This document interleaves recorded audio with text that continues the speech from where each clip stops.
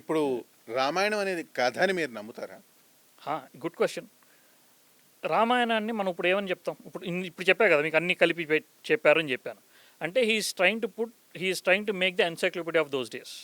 రామాయణాన్ని చదివినా విన్నా నేర్చుకున్నా ఇంచుమించుగా అప్పటి కాలానికి సంబంధించినటువంటి బేసిక్ నాలెడ్జ్ మొత్తం మనకి అందుతుంది.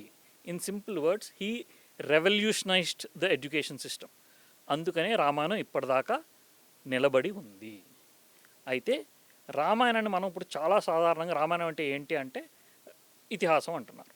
రామాయణం ఇతిహాసం అంట, రామాయణ మహాభారతాలను ఇతిహాసం అంటారు. కానీ రామాయణం రాసినప్పటికీ ఆ సమయానికి వాల్మీకి మహర్షి కంపోజ్ చేసినటువంటి ఆ సమయానికి రామాయణం ఒక్కటే ఆ స్టైల్లో రచించబడినటువంటి లేదా కంపోజ్ చేయబడినటువంటి లిటరేచర్ అదొకటే. అప్పటికి అది ఇతిహాసంగా మనం పరిగణించాల్సిన అవసరం లేదు. That's one and only. దానికి ఒక డెఫినేషన్ ఇవ్వాల్సిన రిక్వైర్మెంట్ లేదు. అది వన్ అండ్ ఓన్లీ లిటరేచర్. అందుకని అది ఇప్పటిదాకా ఉంది. దాన్ని ఆది కావ్యం అన్నారు. ఆయన అంటే అన్నిటినీ కలుపుకుంటూ చెప్పేటువంటి ప్రక్రియ చేశారు. ఆ తర్వాత కాలంలో కొన్ని వేల సంవత్సరాల తర్వాత మళ్ళీ వ్యాస మహర్షి అదే రైటింగ్ స్టైల్ని వాడారు.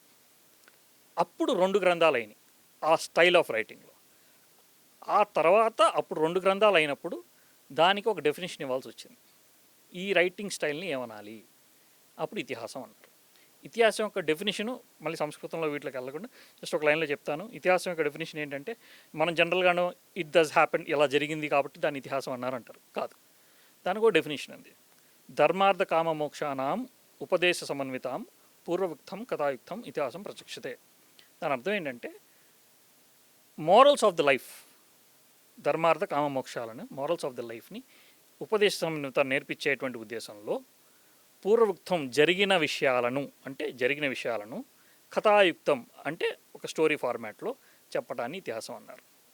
అంటే జరిగిన విషయాలనే చెప్తున్నారు కానీ ఒక స్టోరీ ఫార్మాట్లో చెప్తున్నారు అన్నప్పుడు కొంత ఫెయిరీ టేల్, అంటే మనం ఇప్పుడు సినిమాటిక్ లిబర్టీ అంటాము కదా, అటువంటి కొంత లిబర్టీ వాల్మీకి మహర్షి గారు తీసుకున్నట్టు జరిగింది.